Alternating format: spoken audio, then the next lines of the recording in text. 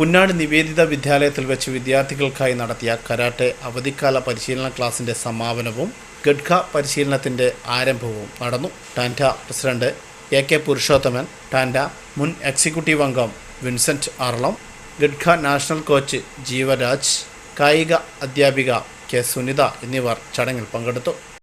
എന്തായാലും പങ്കെടുപ്പിക്കും. എന്തായാലും ഈ വർഷം നമുക്ക് മെഡൽ കിട്ടിയില്ലെങ്കിൽ ലേനയൊക്കെ പങ്കെടുത്ത സമയത്ത് ലേനക്ക് ആദ്യം മെഡൽ കിട്ടിയില്ല. അവൾക്ക് 4 വർഷമായി കൂടുതൽ പോകാത്തത്.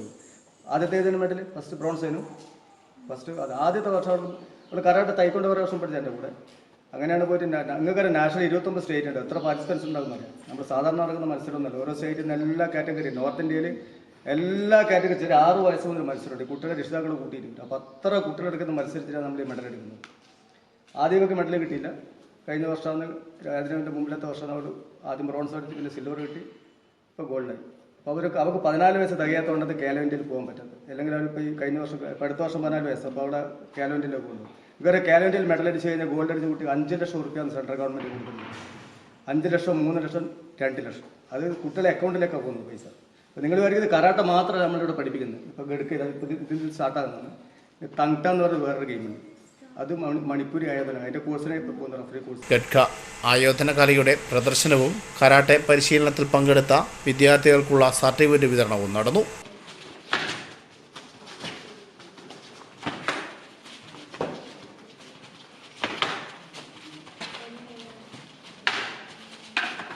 തലക്കടിച്ച 2 പോലെ തലക്കിങ്ങനെ ടച്ച് ചെയ്താൽ ഞാൻ പോയിന്റ്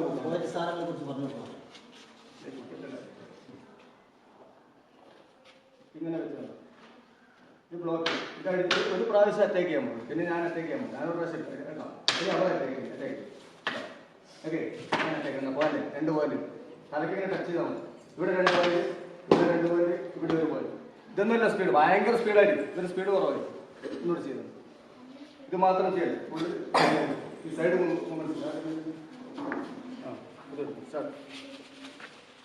സ്പീഡ് ടച്ച് ചെയ്യട്ടെ. ചെസ് കാർഡ് ഒന്നും